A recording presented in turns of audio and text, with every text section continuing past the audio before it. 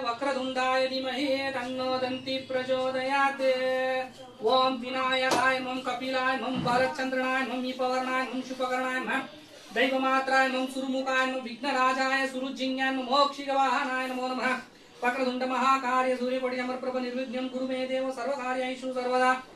विश्वराजाय विद्महे वज्रशंकाय धीमहि तन्नो नन्दी प्रचोदयात्। ओम तत्पुरुषाय विद्महे महादेवाय धीमहि तन्नो रुद्र प्रचोदयात्। ओम शिवाय नमः। ओम शांभवाय नमः।